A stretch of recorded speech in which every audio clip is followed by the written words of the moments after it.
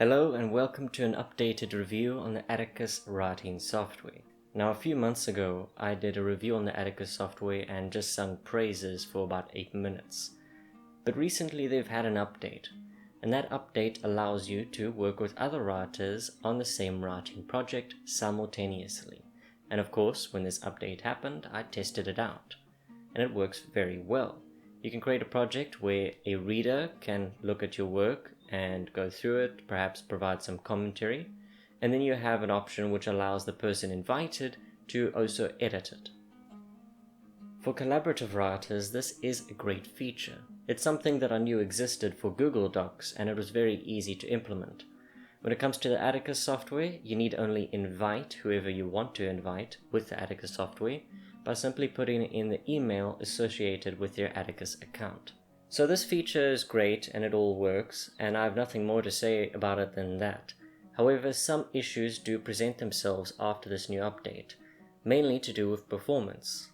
And when I say major, I mean more like quality of life improvements that need to be done, because you can still do all the things you did before. You can create as many books as you want, you can edit them, you can decide their physical dimensions if you want to create a physical copy of your book.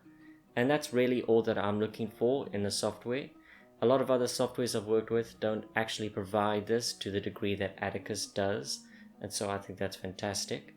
Immediately after getting the Atticus software, I redid all of my books on their physical copies, so they all look great in my opinion. But after this new update, there are some issues that present themselves. For example, you now need to have every book loaded before you can access the book that you want to access. And you can see them loading by these little rings of dots as you open the program. Unfortunately, on occasion, a book won't load. It seems to take its time. All the other books might load, but not that one. And because that one won't load, you can't access any of the other books, which is a frightening concept if you can only access your books through Atticus. It's an issue that can be resolved by logging in and logging out of Atticus, which is something I now have to do regularly. Then, of course, there are two other issues. One is sometimes when I click on a book, it enters a different project. Again, I feel that this is a loading issue, where the program still believes that I'm going into the book I was originally on, because this doesn't present itself when I first start up, only after I exit a project and try to enter another project. It's not all the time, but when it does happen, it is rather bothersome. And the third issue is a problem that a lot of other writers have told me in my previous review, and that's that sometimes it takes too long to load between chapters. So let's say that you are in a project and you have your different chapters set out, and there's a little pause before switching to that next chapter. Again, once more, this feels like a speed issue.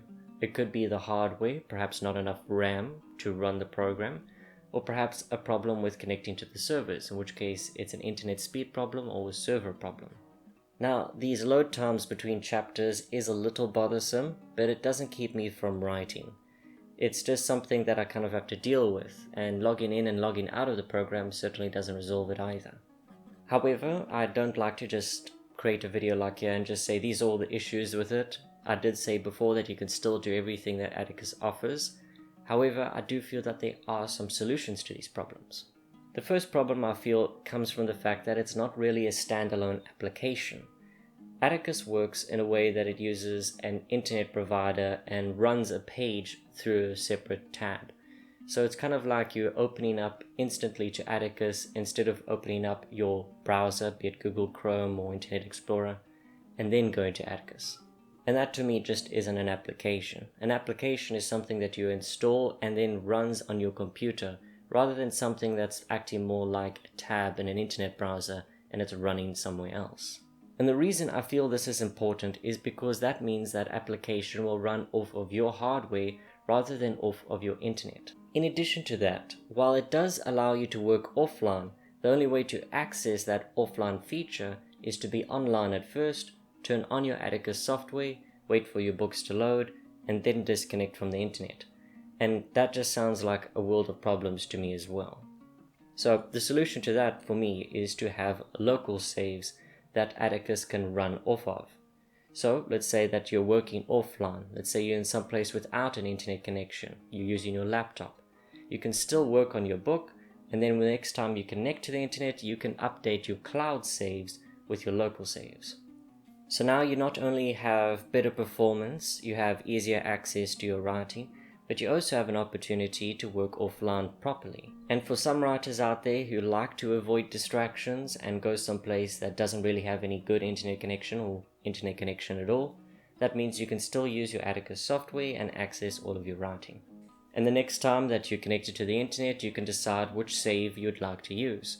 A local one which may be more updated than your cloud save, or a cloud save that might work better than a corrupted local one.